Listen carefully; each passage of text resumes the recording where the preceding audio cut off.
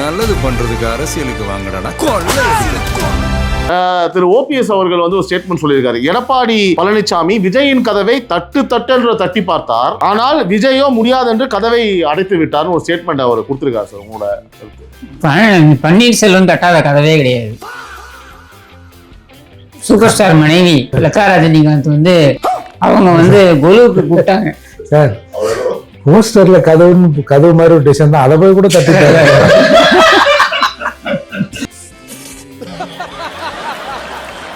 சுண்டலுக்கா அங்கேயும் போய் வந்தாங்க.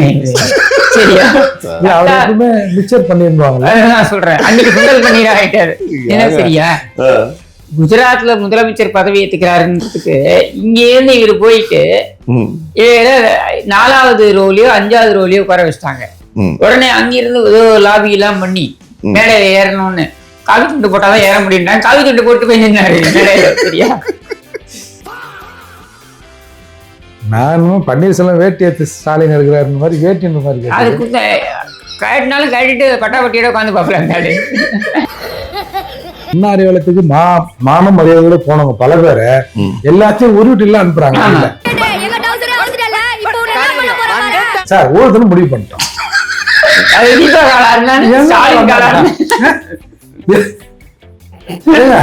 ஏதோ ஒரு பழம் வருதுன்னு ஒவ்வொருத்தரும் முடிவு பண்ணியாச்சு. அதுக்கப்புறம் தீபா வந்து கூட்டு போறாங்க. யாரு வீட்டுக்கு, முதலமைச்சருடைய வீட்டுக்கு கூட்டு போறாங்க. மொட்டை மொட்டையா பேசாதீங்க சார்.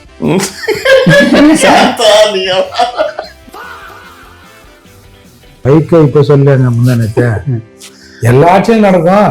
இதுல கொஞ்சம் கம்மியா நடக்குது, ஆனா 42 மணி நேரத்துல நல்ல நடவடிக்கை எடுத்துட்டோம். அடுத்த 1 மணி நேரத்துல நடக்குது. இருந்தா பாவாடைக்குள்ள இருந்தா இதை பாக்குறதா எங்களுக்கு வேலையா? நாடாவையோட பாவாடையை தூக்கிப்பார். இவங்க போட்டியே அந்த ஒத்த அம்மா தான். எங்க வருதுன்னு தெரியல. எல்லா சிறுத்தையும் சீரு பாயது யாரு தெரியுமா?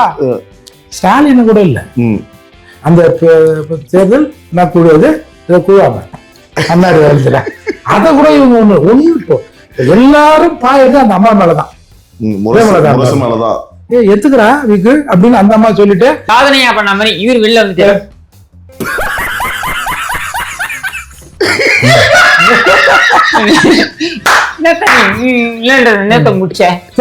புரியலையே. 5 வருஷமா கூப்பு இருக்க கட்சிக்கு 28 தொகுதியா, 5 வருஷமா ஆளுங்கட்சியா இருக்கக்கூடிய கட்சிக்கு எடப்பாடியாரே 27 தொகுதி தான் கொடுத்திருக்காரு. என்ன 28 தொகுதியை தூக்கி கொடுத்துட்டு தேமுதிக கூட்டணிக்குள்ள வந்த உடனே தெரியல ஏற்கனவே எல்லாம் ஒரே மாதிரி ஆகிறாங்க அப்படின்னு இவரு அப்படியே ராஜதந்திரி தேமுதிகவை கூட்டு விட்டார். வெற்றி உறுதியானது. சீட்டு எல்லாம் ஆச்சு.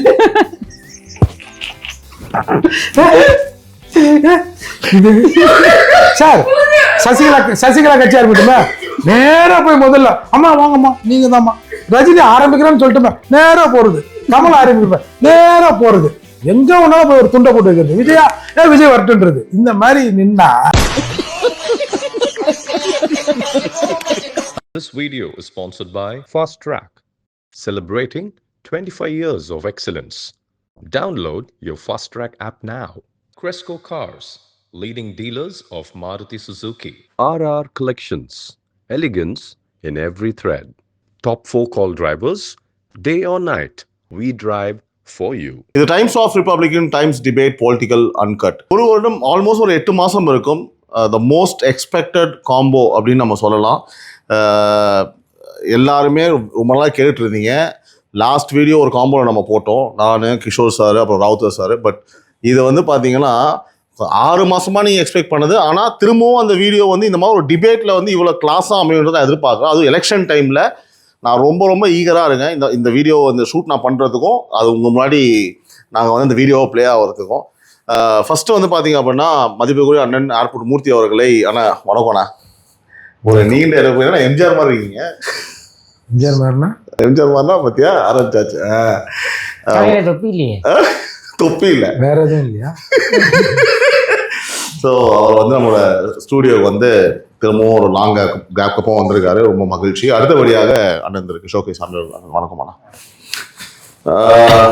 நீ ஆல்ரெடி வந்து நானே கண்ணு தெரியாம கண்ணாடி போட்டுக்கிறேன். தெரியும் அது எல்லாருக்கும் தெரியும். அது கூட புரியாம நீங்க தான் பேட்டி கொடுத்துட்டீங்களே, எங்க ஸ்டூடியோக்கு தான் வரலையே. ஃபர்ஸ்ட் உங்களை கேட்டுனே இருக்காங்க 6 மாசமா. கண்ணன் நோண்டி போட்டுக்கிறேன். திரு ஓபிஎஸ் அவர்கள் வந்து ஒரு ஸ்டேட்மெண்ட் சொல்லியிருக்காரு. எடப்பாடி பழனிசாமி விஜயின் கதவை தட்டு தட்டி பார்த்தார், ஆனால் விஜயோ முடியாது என்று கதவை அடைத்து விட்டார்னு ஒரு ஸ்டேட்மெண்ட் அவர் கொடுத்திருக்காரு சார். உங்களோட பன்னீர்செல்வம் தட்டாத கதவே கிடையாது. சரியா? சூப்பர் ஸ்டார் மனைவி லதா ரஜினிகாந்த் வந்து அவங்க வந்து கொலுவுக்கு கூப்பிட்டாங்க சார். போஸ்டர்ல கதவு மாதிரி ஒரு டிசைன் தான், அதை போய் கூட தட்டிட்டாரு. இல்ல, சூப்பர் ஸ்டார் மனைவி லதா ரஜினிகாந்த் அவங்க வந்து கொலுக்கு எல்லாரையும் நவராத்திரிக்கு அழைப்பாங்கல்ல, சுண்டலுக்கா அங்கேயும் போய் உட்காந்தாருங்க இவரு. சரியா? அவருக்குமே மிச்சர் பண்ணிருந்தாங்க. நான் சொல்றேன், அன்னைக்கு சுண்டல் பன்னீர் ஆயிட்டாரு. என்ன? சரியா? குஜராத்ல முதலமைச்சர் பதவி ஏத்துக்கிறாருன்றதுக்கு இங்க இருந்து இவரு போயிட்டு 4வது ரோலையோ 5வது ரோலையோ உட்கார வச்சுட்டாங்க. உடனே அங்கிருந்து ஏதோ லாபி எல்லாம் பண்ணி மேடையில ஏறணும்னு காவி துண்டு போட்டாதான் ஏற முடியுன்றாங்க. காவி துண்டு போட்டு போய் நின்னாரு மேடையில. சரியா? அதுக்கப்புறம் பாத்தீங்கன்னா அது எப்படின்னா சார், இந்த பெரியார் அமரகொண்டியா போய் ஒரு இடத்துல நின்னாரு. ஏதோ ரஷ்யால ஆமா, நிர்வாண கப்பு உள்ள போனா அப்புறம் நிர்வாணம் தான் உள்ள போக முடியும். அந்த மாதிரிதான் அவரு அமித்ஷால இருந்து ஆரம்பிச்சு மோடி, அமித்ஷா அவரே சொல்றாரு. அதாவது அவரே பேட்டியில என்ன சொல்றாரு, அமித்ஷா சொல்லியே கேட்கலைங்க, அமித்ஷா சொல்லியே கேட்கல. அமித்ஷா யாரு? அவர் ஒரு கட்சியுடைய தலைவர், நம்முடைய உள்துறை அமைச்சர். சரியா? இதை கடந்து அதிமுகல அவர் என்ன பேச முடியும்? அவர் சொல்லியே என்ன பேசுறீங்க? சரி, அதையெல்லாம் கூட ஒரு பக்கம் விடுங்க. 3 முறை முதலமைச்சர், ஒரு முறை முதலமைச்சராக இருக்கக்கூடிய ஸ்டாலின் வந்து பேட்டி எடுக்கிறாராம். இவர் அங்க போய் உட்கார்றாராம், நான் வந்து தகுதி வாய்ந்தவனா இல்லையா அப்படின்றத ஸ்டாலினுக்கு நிரூபிப்பதற்கு பன்னீர்செல்வம் போய் நிற்கிறாராம். பேட்டியா? இன்டர்வியூ. நானும் பன்னீர்செல்வம் வேட்டி எடுத்து ஸ்டாலின் எடுக்கிறாரு மாதிரி வேட்டின்ற மாதிரி அதுக்கு கட்டினாலும் கட்டிட்டு பட்டாபட்டியோட உட்காந்து பார்க்கலாம். யோசிச்சு பாருங்க. ஏன்னா அண்ணா அறிவாலயத்துக்கு மானம் மரியாதையோட போனவங்க பல பேரை எல்லாத்தையும் உருவிட்டு எல்லாம் அனுப்புறாங்க. நீங்க என்ன சொல்றீங்க புரியுது. இல்ல, யோசிச்சு பாருங்க. 3 முறை முதலமைச்சராக இருந்த பன்னீர்செல்வம், ஒரு முறை முதலமைச்சராக இருந்த ஸ்டாலின் பன்னீர்செல்வம் தகுதி வாய்ந்தவரா இல்லையா என்பதனை முடிவு செய்வாராம். இது எவ்வளவு கேவலம்! இது அவருக்கு, இந்த கேவலம் அவருக்கு புரியுமா? கொஞ்சம் கூட இருக்காதுங்க. நீங்க எப்படிப்பட்ட ஒரு குரூரமான ஒரு மனிதர் பன்னீர்செல்வம்ன்றத நான் உங்களுக்கு சொல்றேன். கட்சி தாவறது அப்படின்றது அரசியல்ல நடக்கக்கூடிய விஷயம். சரியா? ஒரு கட்சியில இன்னொரு கட்சிக்கு போகும்பொழுது கண்டிப்பா இந்த கட்சி கொடியை வந்து கார்ல இருந்து அகற்றுவாங்க, அந்த கட்சி கொடியை வைப்பாங்க.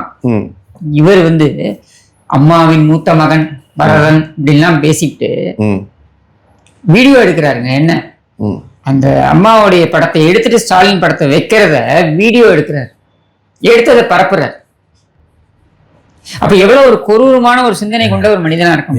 ஏதோ ஒரு சீட்டுக்கு ஏதோ பண்றாரு. ஏங்க நீ அது மாதிரி எல்லாம் இல்ல, நான் என்ன சொல்ல வரேன், அப்ப இத்தனை நாள் நீ பேசினதெல்லாம் தர்ம யுத்தம், கர்ம யுத்தம், கர்மாந்திர யுத்தம் இருக்கணும் சார். திடீர்னு என்ன ஒண்ணு ஒரு எம்எல்ஏ சாகணும் அப்படின்னு நினைக்கிறேன். இப்படி ஒரு ஒரு கேவலமான ஒரு மனிதன் எங்கேயாவது பார்த்து இல்ல, நான் வன்மையா கண்டிக்கிறேன். ஒரு கிஷோர் கே சாமி வந்து எம்எல்ஏ ஆகணும்லாம் நினைக்கிறது இல்ல, ஏற்கனவே எம்எல்ஏ இருந்தது இல்ல. அப்புறம் எப்படி அவருக்கு அந்த வழி தெரியும்? அதுக்காக என்ன வேணா பண்ணலாமா சார்? பண்றாங்க சார். இவர் காப்பந்து முதலமைச்சரா இருந்த பொழுது சாரு தெரிஞ்சு காப்பந்து முதலமைச்சரா இவர் இருக்காரு. தீபா வருது எதுக்கு? அங்க அம்மா சமாதிக்கு இவர் 45 நிமிஷம் காத்திருக்காரு தீபாவுக்காக. அதுக்கப்புறம் தீபா வந்து இவங்க கூட்டு போறாங்க. யாரு? இவர் வீட்டுக்கு, முதலமைச்சருடைய வீட்டுக்கு கூட்டு போறாங்க. மொட்டை மொட்டையா பேசாதீங்க சார்.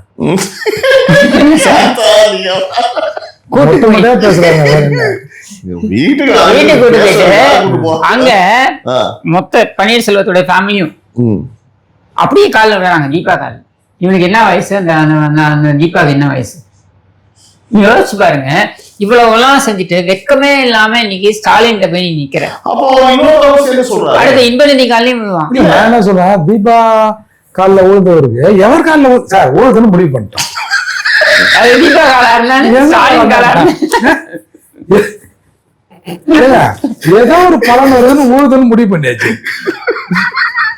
அப்படி எங்க வந்தாங்க பேசுறீங்க? தமிழ்நாடு முன்னாள் முதல்வர் இவருக்கு அந்த எண்ணம் அவருக்கே இல்லையேங்க. இவருக்கு என்னங்க, இவர் எம்எல்ஏ ஒண்ணு ஆசைப்படுறது இல்ல, அவரு ஆசைப்படுறாரு. நீங்க சொல்லும் போதும் இன்னொரு ஸ்டேட்மெண்ட் கொடுக்குறாரு சார் அவரு. அதுவும் நான் கையோட அப்படியே சொல்லிடுறேன். திமுகவுக்கு எதிராக போட்டியிட எந்த கட்சிக்கும் தகுதி இல்லை. காளையார் கோவிலில் முன்னாள் முதல்வர் ஓ பன்னீர்செல்வம் பேட்டி. அதாவது திமுகவுக்கு எதிராக போட்டி, நான் ரெண்டு பேருக்கும் சேர்த்து இந்த கேள்வி முன் வச்சுறேன், நீங்க சொல்லலாம். திமுகவுக்கு நிகரா போட்டி யாரால போட முடியும்? பஜ்ஜி கடையில இருந்து பிரியாணி கடை வரைக்கும் திருடி பழைக்கிறானுங்க. சரியா? 3 வயசு குழந்தையும் விட மாட்டேங்கிறான், 60 வயசு கிழவியும் விட மாட்டேங்கிறான். இப்ப இந்த மாதிரி போட்டி இவ்வளவு ஃபீல் பண்றதுக்கு எப்படி போட்டி போட முடியும்? இது போய் போட்டியாது. 6 ஸ்டேட்ல எலெக்ஷன் இருக்குது இல்லையா? போய் போட்டி இல்லாம அவர் சொன்னது என்ன தப்பு சொல்லுங்க. இல்லையோ என்ன தப்பு சார்? இங்க இருந்து பேரணி போய் முடியுது சார், சும்மா ஒரு 1/2 கிலோமீட்டர் போற நேரத்துலயா? அப்புறம் நீங்க நம்ம இந்திய பிரதமர் மோடியை நடக்க சொல்லுங்களேன், நிறுத்துறாங்களா பாப்போம். என்ன அதுக்கு நிகர் அவருதான் சார், அதெல்லாம் சான்ஸே இல்லை. அடுத்தபடியாக இப்போ ரொம்ப 3 நாளா இந்த விஷயம் தான் சோசியல் மீடியால பயங்கர ஒரு மாதிரி ட்ரெண்டிங்காக போயிட்டு இருக்கு. திரு மனோ தங்கராஜ் அவருடைய ஸ்டேட்மெண்ட் நீங்க பார்த்துருப்பீங்க நம்புறேன். கன்னியாகுமரியில் அந்த நியூஸ் தமிழ் 24/7 அதில் ஓப்பன் ஸ்டேட்மெண்ட் 2 விஷயம் சொல்றாரு. ஒன்று முன்னாடி பப்ளிக்காக கட்சிக்காரன்னு தெரில, அவங்க விசில் அடிச்சு ஏதோ சொல்றாங்க. அப்போ என்ன சொல்றாரு, ஏய் நான்லாம் விசில் அடிக்கும் போது நீலாம் உங்க அப்பா கோமணத்துக்குள்ள இருந்தேன்னு சொல்லி ஒரு ஸ்டேட்மெண்ட் அப்படியே பதிவு பண்றாரு. ஆனா கேள்வி என்ன முன் வச்சாங்கன்னா ரொம்ப சிம்பிள், கனிம வள கொள்ளை கன்னியாகுமரி நடக்குதா இல்லையா? உண்மையா சொல்லுங்க, அப்படி உண்மையா சொல்லுங்க, மக்கள் பாக்குறாங்கன்னு அந்த நெறியாளர் சொல்றாரு தெளிவா. இவரு இல்லைங்க அப்படி இல்லைங்கன்னு சொல்லியிருந்தா கூட பரவாயில்ல, தம்பி 200% பாத்தீங்கன்னா அப்படி ஒரு விஷயமே நடக்கல அப்படின்னு சொல்றாரு. அப்பாவு சொன்னார்ல, தமிழ்நாட்டுல இதுவே இல்லை, பாலியல் குற்றமே நடக்கல அப்படின்னு. இவரு மாசு சார் அவர் சொல்றாரு தமிழ்நாட்டுல போதை கலாச்சாரமே கிடையாது அப்படின்னு. வைகோ இப்ப சொல்லுங்க, முந்தானத்தை எல்லா ஆட்சியும் நடக்கும், இதுல கொஞ்சம் கம்மியா நடக்குது, ஆனா 42 மணி நேரத்துல நல்ல நடவடிக்கை எடுத்துட்டோம், அடுத்த 1 மணி நேரத்தில் நடக்குது. நல்ல வேலை சார். சார் நீங்க இது இப்படி எடுத்துக்கிறீங்கடா, நல்ல ஆண்கள் ஊட்டச்சத்தாக இருக்கிறார்கள். எவனோ சொன்னான் எங்கள் ஆட்சியில் இந்த 3 ஆண்டுகளில் 11% ஆண்கள் மலட்டுத்தன்மை ஆகியிருக்கிறார்கள்னு ஒரு புள்ளி வருங்கனால பார்த்தல்ல, அவருக்கு 1 இதுதான் சாதனைன்னு சொன்னா கூட ஆச்சரியப்படுத்தல வைக்கோ மாதிரி ஆளுங்க. நல்ல வேலை நாஞ்சில் சம்பத் அங்க இல்ல, இருந்து அப்படி சொல்லியிருப்பாரு, திமிழ் எடுத்த சொன்னா கூட ஆச்சரியப்படுறதுக்கு இல்ல சார். பாருங்க இந்த பதவி ஒருத்தனை என்னன்னா பண்ண வைக்குது. அதை தொடர்ந்து அதுக்கு அடுத்த நாளே மனோ தங்கராஜ் சொன்ன வீடியோ அப்படியே சைட்ல லாரியா எடுத்துட்டு போற அந்த மணல்லாம் எடுத்துட்டு போறாங்க. இல்லைங்க, கோவணத்துல இருந்தா உங்க அப்பா கோவணத்துல இருந்தா நீ வந்தன்னா இப்ப இந்த உதவாநிதி இந்த வானத்துல இருந்து குடிச்சிட்டான். நம்ம எல்லாருமே கோவணத்துல இருந்தா வந்திருக்காங்க. இல்ல எங்க அப்பாவோட கோமணம் அவர் உழைச்சு வாங்கின கோமணம்னு சொல்லலாம், உதவாநிதி அப்படி சொல்ல முடியாது. நாகரிக காலத்துல விடுவாங்க, நிறைய பேர் ஒண்ணு கோமணம் கட்டுறான், சொல்றேன் ஜட்டி எல்லாம் போறது இல்லையா? கோமணமும் ஜட்டியோ சார் எங்க வீட்டுல என் சொந்த காசுல வாங்கினது சார், ஸ்டாலின் குடும்பம் மாதிரி இல்ல கருணாநிதி குடும்பம் மாதிரி திருப்பி குடிச்சா வாங்கினது. அதாவது ஒரு பழமொழி இருக்கு சார், இயல்பா சொல்லுவாங்க, இன்னும் நான்லாம் திண்ணி பிடிச்சி நடந்தப்போ நீ இதை பிடிச்சி நடந்த அப்படின்னு சொல்லுவாங்க. அவ்வளவு ஆணவம் என்ன பேசினாலும் ஜனங்க என்ன நினைச்சு போறாங்க அப்படின்னு பொது வழியில் பேசுகிற ஒரு அமைச்சருங்க இதே சொன்ன உள்ள தமிழ் மக்கள் யாரும் திரும்ப பார்த்து நீ கனிம வள கொள்ளடிக்கும் போது எவன் பாவாடை உள்ள இருந்தா என்ன பண்ணுவோம் சொல்லி ஸ்டேட்மெண்ட் போடுறாங்க. அப்போ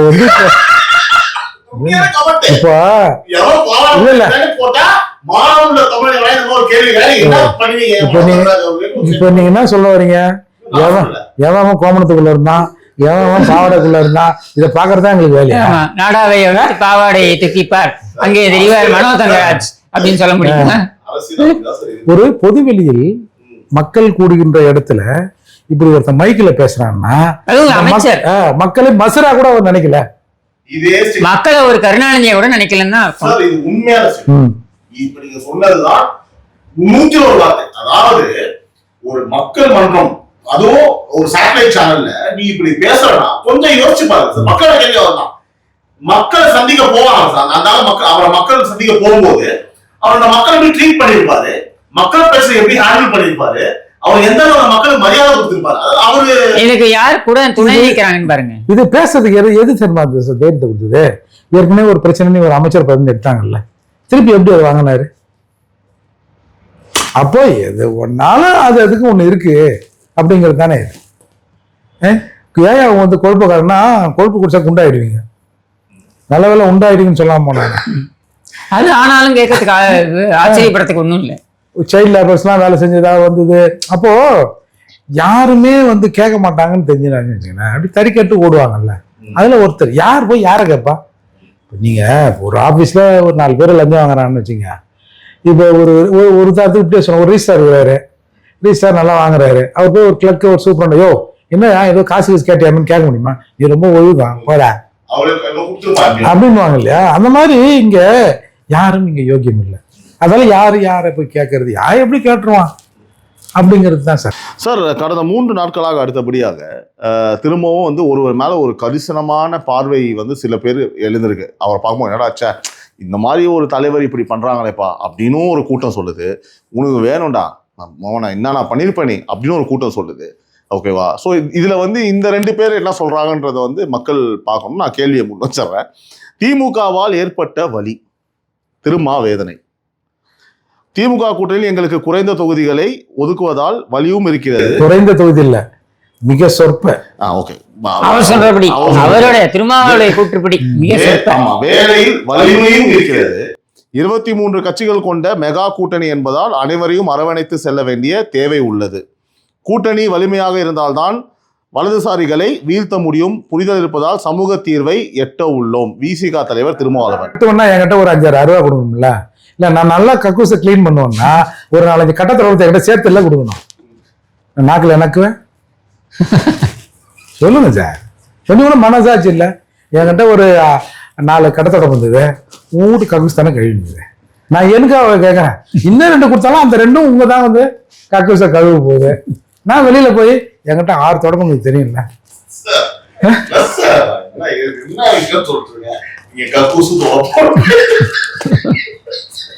நான் வேற சிரிக்க கூடாதுன்னு பாக்குறேன், சிரிப்பும் வருது. சார் இல்ல சார், நீங்க அப்படி சொல்லாதீங்க. இருங்க இப்படி சொல்லுமா? கூட்டணி என்ற பெயரில் அண்ணா அறிவாலயத்தில் அடைப்பிடிக்கணும் பல அல்சேஷன்களை கட்டி வைத்திருக்கிறார்கள். இது தொடர்பு கட்டி கூட இது ரொம்ப மணி சொன்ன மாதிரி, மணி 1000 அல்சேஷனை கட்டி வச்சிருக்காங்க. அது அதுக்கு என்ன உனக்கு வெஜிடேரியனா தயிர் சாதம், இது எலும்பா எலும்பு போட்டு வளர்க்குறாங்கன்னு சொன்னாரா இல்லையா? சார் இதை விட அது ரொம்ப ஒஸ்ட். வளரக்கூடாது என்று நினைக்கிறார். யாரு? அதான் சொல்றேன். போராடி தொகுதிகளை பெற வேண்டும், போராடி நிதியை திரட்ட வேண்டும், நெருக்கடிகளுக்கு இடையில் போராடி வேட்பாளரை தேர்வு செய்ய வேண்டும். முதல்ல போராடி, அதாவது போராடி தொகுதிகளை பெற வேண்டும். யாருகிட்ட? புரட்சியாளர் அம்பேத்கர் பூனா ஒப்பந்தத்துல 44 ரிசர்வ் தொகுதியை கொடுத்திருக்காங்க. பிளஸ் 234 தொகுதிகளும், இது 44 உள்ளடக்க 234 தொகுதிகளும் எங்க வேணாலும் நீ பண்ணிக்கலாம். இப்ப இன்னொருத்தர், இப்போ சார் இருக்காரு, சார் வந்து ஒரு ரிசர்வ் தொகுதியில் நின்ற முடியுமா? ஆனா நான் வந்து ஒரு பொது தொகுதியில் நிற்கலாம். எல்லா தொகுதியிலும் நிற்பதற்கான வாய்ப்பை எனக்கு அம்பேத்கர் கொடுத்திருக்காரு. எதுக்கு அங்க போய் தொடர்படி கேட்டுக்கிற? சரி நான் சொல்றேன், 44 நில்லுப்பா, இந்த சமூகத்துக்கு நான் தெரியும் ரொம்ப தப்பு பண்ணிட்டேங்க, ஏதோ அவன் கொடுப்பான் இவன் கொடுப்பான்னு பார்த்தா எல்லாம் கிளிப்பு காட்டி வச்சுட்டானுவா. 44 ரிசர்வ் தொகுதியில நம்ம நிக்கிறோம். தமிழகத்தில் இருக்க எல்லா அம்பேத்கர் இயக்கங்களும் வந்து முற்போக்குவாதிகளும் எனக்கு வந்து உதவி செய்யுங்க. எவ்வளவு சமூகம் அந்த சமூகம் சமாதானமா இருக்கும்னு நினைக்கிறாங்களோ எல்லா ஜனநாயக வேலைகளுக்கு வந்து உதவி பண்ணுங்க. 44 தொகுதியில நாங்க தனியா நிக்கிறோம்னு சொல்லுங்க. அரசியல் களமும் சமூக சூழலும் நமக்கு சாதகமா இல்லைன்னு சொல்றாரு. இதுக்கு என்ன சாதகம்? இப்ப 44 தொகுதியில நிக்கிறதுக்கு கிஷோர் கிட்ட கேட்கணுமா, உங்ககிட்ட கேட்கணுமா? அவர் அண்ணாரிவாளத்துல கேட்கணும், அதான் பிரச்சனை. அப்போ நாம் எந்த வகையிலும் வலிமை பெறக்கூடாது என நினைப்பவர்களின் எண்ணிக்கையே இங்க அதிகம் அப்படின்னு யாரும் சொல்றாரு? அண்ணாரிவாளத்தை விட்டு வாப்பா, இந்த ஜனங்களாம் நல்லா இருக்கணும், திருமாவளவன் ஏன் அப்படி இருக்கிறாரு, பாவையா இந்த ஜனங்கள் எதனா செய்யிட்டியா அப்படின்னு சொல்கிற குரல்கள் ஏராளமான குரல்கள் இருக்குது. உன்னை அமுகிறவங்ககிட்ட போய் நீ நின்றுங்கன்னு எங்க பார்த்தாலும் ஒரு திருப்பதியில போய் நின்று எங்க பார்த்தாலும் மொட்டையாகுதுன்ற கதையெல்லாம் இருக்குது. இது அவர் ஊக்குவிக்க மாட்டீங்கன்னா யாரும் மறக்க மாட்டீங்கன்னு சொல்றாரு. ஏன் ஊக்கு நான் பின்னு கூட வைக்கிறோம், நீ முதல்ல அங்கிருந்து உள்ளந்து வெளில வா சார். நீ எல்லாம் பொது தொகுதிக்கு ஆசைப்படலாமான்னு ஒருத்தன் கேட்கறான்.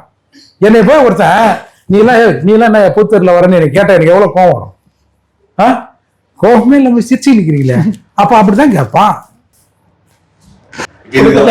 ஏங்க இதுல என்னன்னா, யாருங்க பொக்க பாபு, சேகர் பாபு, அவன் உட்கார்ந்து இவர்கிட்ட பேசுறான் முதலமைச்சருடைய இல்லத்துல. அவனும் ஏவா வேணும் உட்கார்ந்து அவங்க பேசுறாங்களாம் இவர்கிட்ட, திருமாவளவன்ட்ட. இது மாதிரி பேச்சுவார்த்தை கூட்டணிக்கு நின்னா நில்லு, இல்லைன்னா கிளம்பு போ, விஜய் கிட்ட போ, நீ 2 வருஷம் விஜய் 2 வருஷம் இருந்துட்டு வாங்க போங்க. இப்படிதான் நக்கலா சார். அவங்க ஒரு சர்வே எடுத்து வச்சிருக்காங்க சார். நீங்க சாதியின் அடிப்படையில் எல்லாரும் சேர்த்து பிடிக்கிறவங்க ஒரு பெரும்பான்மையான சாதியும் பின்னாடி நின்னா உனக்குரிய மரியாதை தருவாங்கல்ல சார். அவங்க தெளிவாயிட்டாங்க, இதை தூக்கி வெளில போட்டா எந்த கடையிலும் விற்காது, சரி ஒரு 4 கொடுத்து அப்படி 3 இல்லாடி போட்டு வைங்க, அதெல்லாம் ஒன்றும் யூஸ் இல்லை அப்படின்னு அவங்க முடிவு பண்ணிட்டாங்க. இப்போ எல்லாத்தையும் சர்வே பண்றாங்க, இதையும் சர்வே பண்ணியிருப்பாங்கல்ல. இந்த சமூகம் இவர் பின்னால் இல்லை என்பதை அறிந்து கொண்டு நீ எங்களை விட்ட எது மாதிரி ஒன்று விட்டாரு, அவ்வளவுதான். எல்லா கதவையும் மூட்டம். தேர்தல்ல என்ன சார், எங்க எங்களுக்கு வாய்ப்பு இருக்கிறதோ, கன்சிராமன் சொன்னார். கன்சிராம் அம்பேத்கர் கொள்கையை ஃபாலோ பண்ற ஒரு சமூக அறிவியல் அறிஞர். பிஜேபியோட கூட்டு வச்சு சிஎம் ஆகிறார். கேட்குறாங்க ஏன், நான் அவர்களை பயன்படுத்துகிறேன், என் சமூக விடுதலைக்கு நான் அவங்களை பயன்படுத்துறேன், நான் யாராவது பயன்பட்டா கேளுங்க அப்படின்றாரு. அப்போ எனக்கு பிஜேபி என்ன ஆகுது, டிஎம்கே என்ன ஆகுது, ஏடிஎம்கே என்ன ஆகுது, எனக்கு ஒரு முதல்வர் பத்தியோ ஏதோ ஒரு அந்தஸ்து தருதுன்னா அந்த மக்களுக்கு நல்லது செய்யணும்னு நினைக்கிறவா எதா இருந்தானப்பா அதில் ஒரு 4 பேர் நல்லா இருப்பான்பா அப்படின்ற எண்ணத்தோட போவாங்க சார். இவரு எல்லா கதையும் மூட்டை மூச்சாச்சு கடை. இப்போ ஒண்ணு இல்ல, இப்ப எடப்பாடியார் நீட்டா சொல்றாருல, இது தேர்தல் கூட்டணி, இவங்க கொள்கை கூட்டணி. என்ன கொள்கை, அப்புறம் என்ன, அப்புறம் இவங்க சொல்றது இது கொள்கை கூட்டணியா. இப்ப வெளியில என்ன பேசுறது, நாளைக்கு பிஜேபிக்கு ஆதரவு தேவை என்றால் திமுக கூட ஆதரவு கொடுத்துரும் தேமுதிக. இப்போ சார் இவங்க போட்டியே அந்த ஒத்த அம்மா தான், எங்க வந்ததுன்னு தெரியல. எல்லா சிறுத்தையும் சீறி பாயறது யாரு தெரியுமா, ஸ்டாலின் கூட இல்ல. அந்த தேர்தல் நான் குழுவது இதை குழுவாம அண்ணாரி வளத்துல அதை கூட இவங்க ஒண்ணு இப்போ எல்லாரும் பாயறது அந்த அம்மா மேலதான், பிரேமலதா மேல. எத்துக்கிறா வீக்கு அப்படின்னு அந்த அம்மா சொல்லிட்டு அது மீறி எகருன்னாரு நான் கிண்ண உண்டாரு அப்படின்னு அது பான்னு போயிடுச்சு. அவங்க லாபில அவங்க இருக்கிறாங்க. அது தெளிவா ஜெய் உங்களுக்கு வேணும்னா உங்களை சொல்லி வாங்கிங்க, எங்க காட்டி நான் ஒரு பொம்பளைய காட்டி அவ குத்துட்டேன் அது குத்துட்டேன்.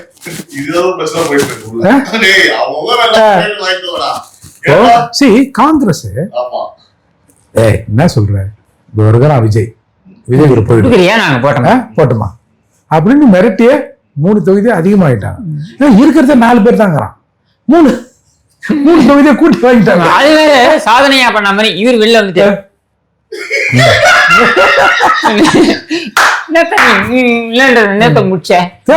புரியலையே.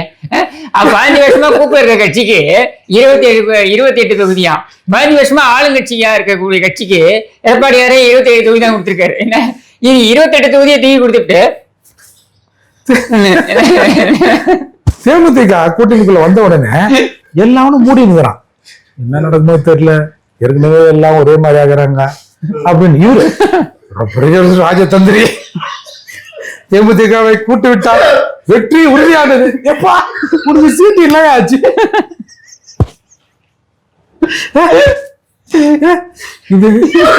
சார் சசிகலா கட்சியா இருக்கட்டுமே, நேரா போய் முதல்ல அம்மா வாங்கம்மா நீங்க தான்மா ரஜினி ஆரம்பிக்கிறேன்னு சொல்லிட்டு நேரா போறது, கமல் ஆரம்பிக்கிறேன் நேரா போறது, எங்க ஒன்னாலும் போய் ஒரு துண்டை போட்டு வைக்கிறது, விஜய் வரட்டுன்றது. இந்த மாதிரி நின்னா இல்ல சார், இவங்க 23 பேரை கூட்டணி அமைச்சிட்டு பண்ற அலம்பு இந்த ஒரு வேலை சொல்லுவாங்க. அறிவாலயத்து பக்கம் தண்ணி கேன் போல வந்தவன கூட கூட்டிட்டு தண்ணி கேன் கொஞ்சம் கீழே வை அப்படிவா அப்படின்னு இவர் தண்ணி கேன் சங்கத்துடைய கட்சியை வைத்திருக்கிறார். முதலமைச்சரை சந்தித்து முதலமைச்சருடன் நின்று கொண்டு முதலமைச்சருக்கு ஆதரவு தெரிவித்திருக்கிறார். உடனே அவங்கள வந்து ஒரு பேட்டி, ஸ்டாலின் சார் தான் திரும்பி ஆட்சிக்கு வருவார் அப்படின்னு சொல்லிட்டு. ரஞ்சனா நாச்சியார்னு சார், ரஞ்சனா நாச்சியார் யாருன்னா விஜய் கட்சியில ஒரு உறுப்பினர்.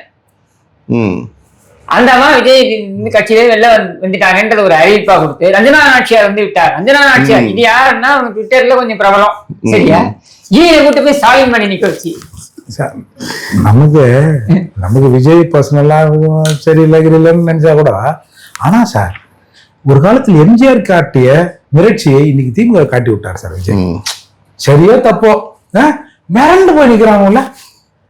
விஜய் வீட்டுல இருந்து ஒரு இலை வந்தா கூட அந்த இலை வந்து அண்ணாரு வச்சிருவாங்க சார். அதான் இந்த தேர்தல் வந்து சொல்லுவாங்க சார், தேர்தல் வந்துட்டா போதும் என்ன சார், சின்ராச கையில பிடிக்க முடியாது இஷ்டத்துக்கு. நான் உண்மையில திமுக தலைவர் மு.க. ஸ்டாலின் அவர்களுக்கு ஒரு மிகப்பெரிய வாழ்த்துக்களை நன்றின்னு சொல்லணும் சார். எவெல்லாம் உதிர்ந்து போனவன், எவெல்லாம் உப்பு சப்பு இல்லாத இந்த தேர்தலை காட்டி விட்டார் பார்த்தீங்கன்னா, 4 சீட்டு கொடுத்து டேய் 3 இதுலடா ஒண்ணு உனக்கு போ அப்படின்னு சார். இதுல ஒரு ஹைலைட் சார், இருக்கிறது ஒத்த சீட்டு தேர்தல் அறிக்கையா, இங்க 4 சீட்டு தேர்தல் அறிக்கையா, விருப்பம் பண்ணுவான். அப்ளிகேஷன் மனு கொடுங்கன்னு கேட்கும் போது 100, மனுவை திருப்பி கொடுக்கும் போது 5000. சரி 5000 வாங்கிட்டு யாருக்கு சீட்டை கொடுப்பேன்? விருப்பம் பண்ணி வாங்குறா போட மாட்டோம். விருப்பம் பண்ணி எதுக்குங்க சார்? நீங்க சொல்றதுலாம் ஓகே. மக்கள் நீதி மையத்துல 50,000 நினைக்கிறேன் சார். 50,000 10,000 சார் விருப்ப மனுக்கு 50,000 ரூபாய். இந்த முடிவு எங்க எடுக்கப்பட்டதுன்னா கமலஹாசனோட ஹோம் தியேட்டர்ல உட்கார்ந்து எடுக்கப்பட்ட செயற்குழு கூட்டத்துல. சரியா, ஒரே சீட்டு சார். அது விருப்ப மனு 50,000 ரூபாய். சரி, அதுல நிறைய பேர் பணக்காரங்க சரி கொடுப்பாங்க. அவரு சரி எப்படியோ சார், நாங்களாம் பாவம் இல்லை சார். ஒரு ஆளுக்கு 5,000னா முத நாளே 400 பேர் கட்டிருக்கான் சார். 400 5,000 போடுங்க. எங்களை எவ்வளவுதான் நீ லூஸ் ஆகுவ இந்த ஜனங்களை? நான் கேட்கறேன், தெரியாம தான் கேட்கறேன். ஏன்னா அண்ணன் தம்பி தானே சார். 5,000 கொடுக்குறோம்ல, ஏதோ இப்போ ஒரு நம்ம 4 தொகுதி வந்திருக்கோம், இல்லை இன்னும் ஒரு 5 தொகுதின்னு வச்சுக்கலாம். ஏதோ அப்புறம் 4லே நிற்க மாட்டோம்ல. ஏடா இப்போ இப்போ யாராவது வராங்க, என்ன காலையில போசல் இன்னும் தான் இன்னும் நான் நிற்கிறான், இன்னும் ஏதோ வேணுமாண்ணா? என்ன வேணுமா? என்ன காலைல கேட்டாரு, அதான் இது தரேண்ணா, அது வேணா வேணா. சரி என்ன கொடுத்து விட, ஏன்னா உள்ளார நிற்க வைக்கிறீங்க அப்படின்னு ஒரு 4 ஒரு 5 ஆகிட்டான்னு வச்சுங்களேன். அந்த 5 தொகுதிக்கு வாங்க, அதுல ஒரு லாஜிக் இருக்கும் சார். ஒரு 234 தொகுதி வேட்பு பண்ணுவாங்க, இங்க வாங்குறது 2ஆ 3ஆன்னு தெரியலையா? இப்ப 4 சீட்டுமே இவர் முடிவு பண்ண முடியுமா? யார் நிக்க வைக்கணும்னு ஏற்கனவே இருக்காங்களே, ஏற்கனவே தான் இருக்கிறாங்களே எம்எல்ஏ. அவன் விருப்பம் வேணும், அது அவ்வளவுதான். அது ஏன் விருப்பத்துக்கான வாங்கினோம்னு அது உனக்கு இல்ல. அது அந்த மாதிரி சார் அவங்கதான் வேட்பாளர் அவங்கள தேர்வு பண்ணிட்டாங்களே. அப்புறம் அவங்க என்ன சொல்றாங்க, எதுக்கு என்ன பண்ணுவாரு? இப்போ இதுல தமிழா பாண்டியன்னு நினைக்கிறேன் கரெக்டா சொன்னாரு. நீ போனா ஒரு திருமாவளவனோட டிரைவர் கூட அண்ணாரி நின்றுவாரு, இவர் ஆட்டோ பிடிச்சு தான் வரணும் சார். ஒரு தடவை வைகோ திமுகவுல இருந்து அதிமுக போறாரு சார் போயஸ் கார்டனுக்கு. இது நடந்தது சார். அந்த டிரைவரு அப்படியே அந்த போயஸ் கார்டன் என்ட்ரி ஆகல, இப்போ அவர் லெப்ட் திரும்ப பண்ணிக்கிறாரு. எங்க நான் கேட்டா போயஸ் கார்டன் உள்ள போகணுங்கிறாரு, அம்மா வீட்டுக்கு போனிக்கிறாரு. அந்த முனையில ஒரு 10 அடி தள்ளி அப்படியே வண்டி நிறுத்தி இறங்கி வந்தான் சார் வைக்க விட்டுட்டு. ஓ அந்த மாதிரி, அதாவது அவன் ஒரு கொள்கைக்காரன் நின்னான். இங்க சார் இவங்க தான் எல்லாம் திமுக ஆயிட்டாங்க, கஷ்டப்படுகிறாங்கல்ல சார். இந்த தொகுதி பிரிப்புல காங்கிரஸ்ல வந்து செல்வ பெருந்தகை ஒரு பேட்டி கொடுத்தா, நீங்க பாத்துருப்பீங்களா? நீங்க அதை மட்டும் நான் போட்டு காமிச்சேன்.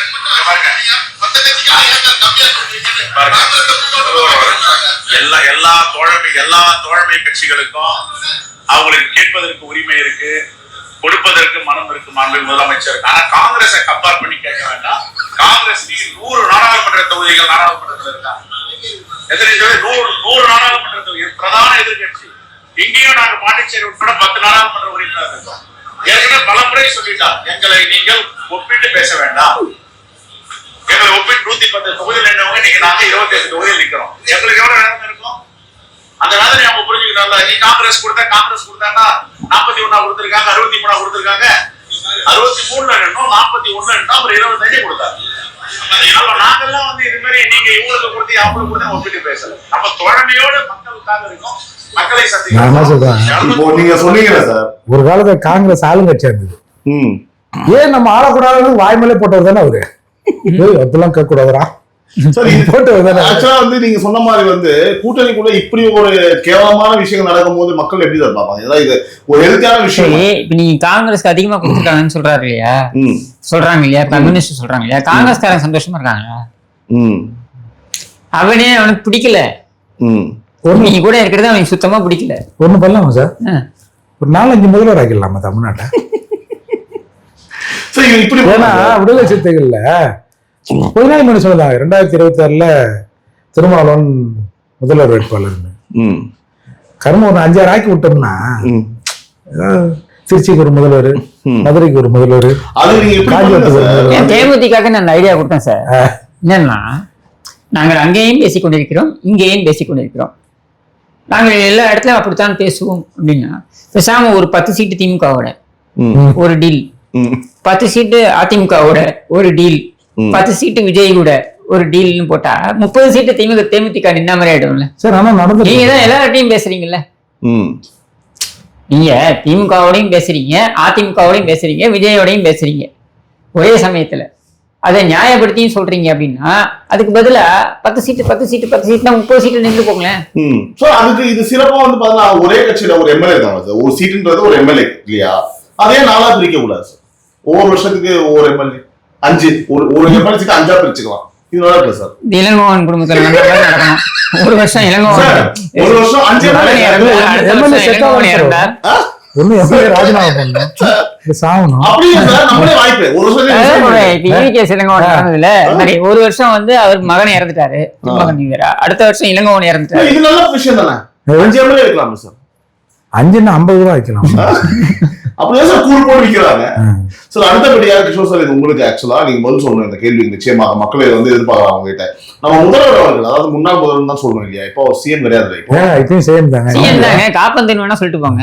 அப்படியா? அவர் எப்பவுமே இந்த 4.25 வருஷமாவும் காப்பந்தன் தான் இருந்திருக்காரு. திரு ஸ்டாலின் அவர்கள் வந்து சொல்லியிருக்காங்க, ஊன் உறக்கம் இல்லை. ஒரு ஸ்டேட்மெண்ட் வந்து நீங்க பாத்தீங்கன்னா தெரியல. உழைப்பை அள்ளி கொடுங்கள், உதயசூரியன் உதிக்கட்டும். ஏப்ரல் 23 அன்று தமிழ்நாட்டு மக்கள் தங்கள் வாக்குகளை உதயசூரியன் சின்னத்திலும் நமது கூட்டணி சின்னங்களிலும் அளிக்க அயலாது பாடுபடுவோம். திமுக 2.0 அமையும் நாள் விரைவில் நமக்கு வரப்போகிறது.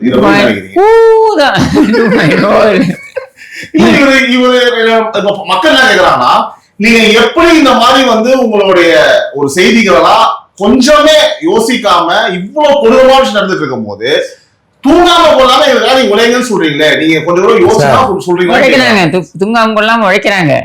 இங்க இந்த ஞானசேகரன் மாதிரி, அண்ணா பல்கலைக்கழக ஞானசேகரன் மாதிரி தூங்காம கொள்ளாம உழைக்கிறது நம்பிக்கை தானே சார் வாழ்க்கை. அதுக்கு இப்படியா? இது ஓவர் நம்பிக்கையா இருக்குது. அவங்களுக்கு அது நம்பிக்கை சார். சோ இதுல வந்து பேச ஒண்ணும் கிடையாது சார். Simply waste. ஓகே, அவசர ஆலோசனை.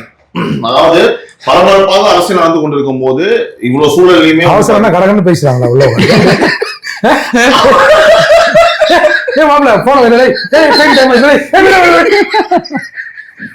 அப்படியா சார்? மீட்டிங் வச்சவங்க எப்படி அவசர ஆலோசனை, அசிங்கப்பட்ட ஆலோசனைன்னு சொல்லு. சென்னையில் நாளை இது வந்து 19ஆம் தேதி வந்து நியூஸ் தான், எல்லாரும் டிஸ்கஸ் பண்ணி ஆகணும். சென்னையில் நாளை மக்கள் நீதி மையம் அவசர ஆலோசனை கூட்டம். அது மக்கள் நீதி மையம், மிச்ச நீதி மையம். நீங்க சொன்ன மாதிரி அவசரம் போன வாட்டியாவது கமலஹாசனுடைய ஹோம் தியேட்டர்ல வச்சாங்க, இந்த வாட்டி அவர் டைனிங் டேபிளே உட்காந்து எல்லாம் பேசுவாங்க. பாத்ரூம் நடக்குதா அவசரமா போற இடத்துல? இப்போ 2 மணி நேரம் பேசுவார் சார். பேசி முடிச்சப்ப கடைசி என்ன சொல்ல போறாரு அப்படின்னா, இப்ப எதுக்கு தெரியுமா அந்த கூட்டம் ஒரு சீட் கொடுக்குறதுன்னு சொல்றாங்க.